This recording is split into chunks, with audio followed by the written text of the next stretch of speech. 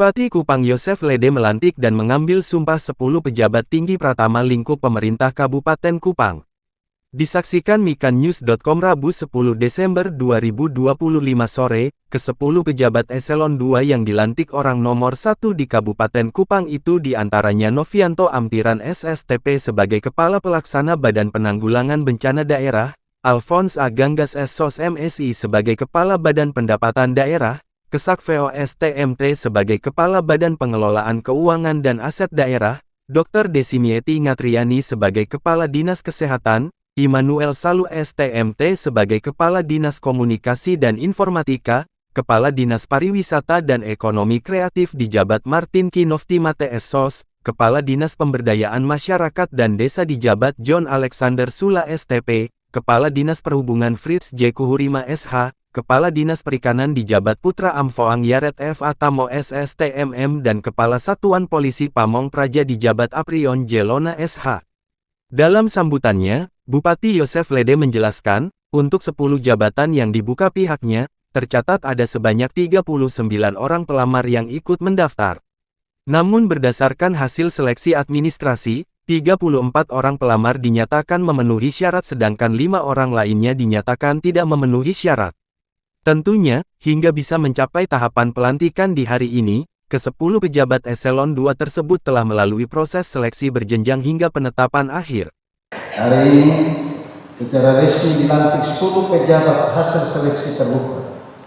Momentum ini menegaskan bahwa pemerintah Kabupaten Kupang konsisten menjalankan reformasi birokrasi secara profesional dan berlandaskan sistem merit. Pelantikan hari ini merupakan upaya penyegaran agar birokrasi tetap dinamis, adaptif, dan mampu menjawab tantangan zaman.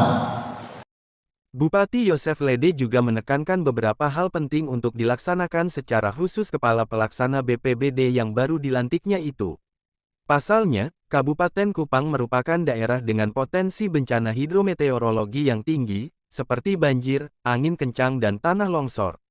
Sementara kepada Kepala Badan Pendapatan Daerah, Bupati memberikan pesan strategis terkait penguatan fiskal daerah diantaranya, menggali potensi pajak daerah, retribusi, pemanfaatan aset dan potensi pendapatan sah lainnya, selanjutnya membangun koordinasi lintas perangkat daerah agar upaya peningkatan PAD berjalan terpadu dan lakukan pemungutan pendapatan daerah secara transparan, akuntabel, tertib dan mudah diakses masyarakat.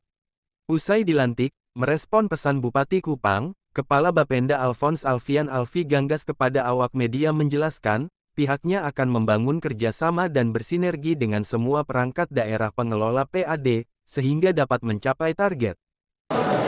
Seperti harapan Pak Bupati, saya akan mengoptimalkan semua potensi yang ada di Kabupaten Kupang, bersinergi dengan semua OPD pengelola PAD, untuk memaksimalkan semua potensi, sehingga target dapat direalisasikan secara baik. Saya juga berkoordinasi dengan semua lintas koordinasi, dari kementerian, mungkin OPD-OPD teknis, provinsi, kota, sehingga semua piutang atas pajak, khususnya atas material yang digunakan dapat terbayar di Kabupaten Kupang.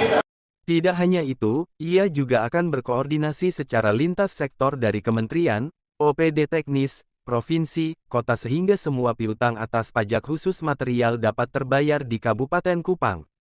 Senada, Kalak BPBD Novianto Amtiran mengaku optimis, siap menjalankan tugas dan tanggung jawab dalam upaya penanggulangan bencana di Kabupaten Kupang. Sam Domingo mikannews.com melaporkan.